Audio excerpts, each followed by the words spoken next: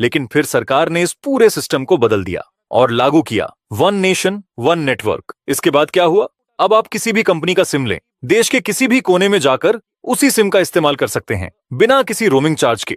ठीक इसी तरह पहले राशन कार्ड का भी सिस्टम था। जिस राज्य का राशन कार्ड होता था उसी राज्य में राशन मिलता था। अगर आप दूसरे राज्य में चले गए तो वहां उस कार्ड पर राशन नहीं मिलता था। लेकिन सरकार ने इसमें भी बड़ा बदलाव किया और लागू किया one nation one ration card. अब आपका राशन कार्ड देश के किसी भी राज्य का हो, आप देश के किसी भी कोने में जाकर राशन ले सकते हैं। जैसे अगर आपके पास बिहार का राशन कार्ड है तो आप दिल्ली में राशन ले सकते हैं। अब दोस्तों, इसी मुद्दे को ध्यान में रखते हुए आज हम बात कर रहे हैं वृद्धा पेंशन योजना की। ये वह पेंशन है जो सरकार 60 साल से ऊपर के बुजुर्गों को देती है, चाहे वो महिला हो या पुरुष। इसके अलावा जो महिलाएं विधवा हैं उन्हें भी पेंशन दी जाती है। साथ ही दिव्यांग यानी विकलांग लोगों को भी सरकार की तरफ से पेंशन दी जाती है।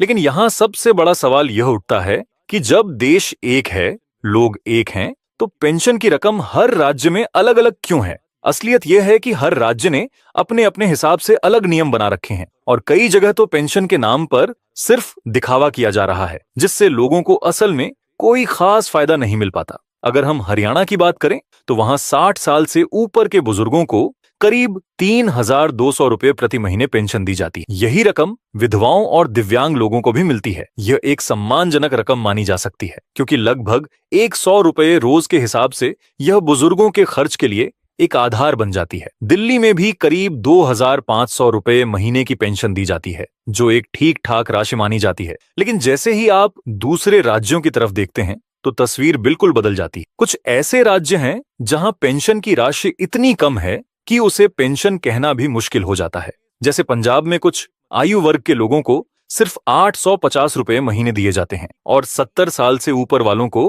करीब 1,500 रुपए। वहीं राजस्थान में करीब 1,150 रुपए मिलते हैं। अब अगर उत्तर प्रदेश जैसे बड़े राज्य की बात करें, जहां करीब 25 करोड़ की आबादी है, वहां बुजुर्गों को सिर्फ 1,000 रुपए महीने की पेंशन दी जाती है। और गुजरात जैसे विकसित राज्य में तो हालत और चौंकाने वाली है, जहां 60 से 69 साल के बुजुर्गों को सिर्फ 700 रुपए महीने मिलते हैं और 80 साल से ऊपर वालों को 1,000 रुपए। इसको लेकर ही पेंशन धारकों की ओर से पेंशन बढ़ोतरी को लेकर लगातार मांग उठ रही है कि देश से वन नेशन वन पेंशन लागू की जाए, खासकर जब महंगाई इतनी ज्यादा बढ़ चुकी है, ताकि सभी राज्यों में समान रूप से पेंशन मिल सके। हालांकि यह पेंशन राज्य सरकारों की ओर से दी जाती है, लेकिन केंद्र सरकार यानी मोदी सरकार की तरफ से भी कई ऐसी पेंशन योजनाएं चलाई गई हैं जिससे 3,000 रुपए तक की पेंशन इस समय आप पा सकते हैं। इसकी बात भी हम आगे करेंगे, लेकिन उससे पहले आप हमें कमेंट्स में जरूर बताएं कि आपके राज्य में अभी कितनी पेंशन मिल रही है और आपके मुताबिक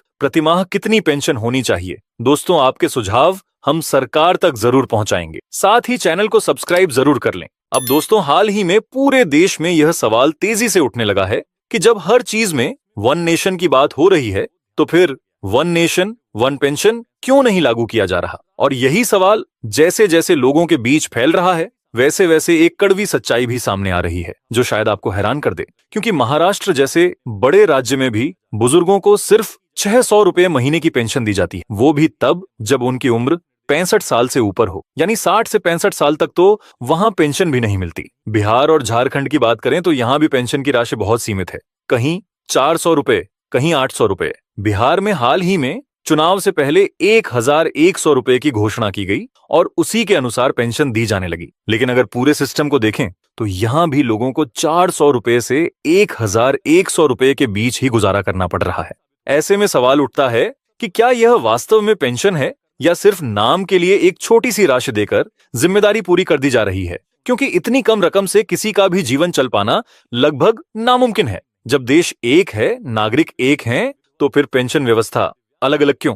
जैसे वन नेशन वन नेटवर्क और one nation one ration card लागू किया गया, वैसे ही अब समय आ गया है कि वन नेशन वन पेंशन भी लागू किया जाए। कम से कम पूरे देश में एक न्यूनतम राशि तय होनी चाहिए। अगर हरियाणा जैसे राज्य 3,200 रुपए महीने दे सकते हैं तो बाकी राज्यों में भी कम से कम इतनी ही पेंशन लागू होनी चाहिए। अब दोस्तों, अगर आप चाहते हैं कि आपको हर महीने 3,000 रुपए तक की पेंशन मिले, खासकर जो लोग नौकरी कर रहे हैं, तो इसके लिए केंद्र सरकार ने एक खास योजना शुरू कर रखी है जिसका नाम है अटल पेंशन योजना। अटल पेंशन योजना के तहत आप अब भी से थोड़ा थोड़ा निवेश करके अपने बुढ़ापे के लिए पेंशन सुनिश्चित कर सकते हैं। इस योजना में आप अपनी उम्र के हिसाब से हर महीने एक छोटी रकम जमा करते हैं और जब आपकी उम्र 60 साल पूरी हो जाती है तब आपको हर महीने 3,000 रुपये से लेकर 5,000 रुपये तक की पेंशन मिल सकती है। इस योजना की सबसे खास बात यह है कि इसमें जुड़ना बहुत आसान है। अगर आपकी उम्र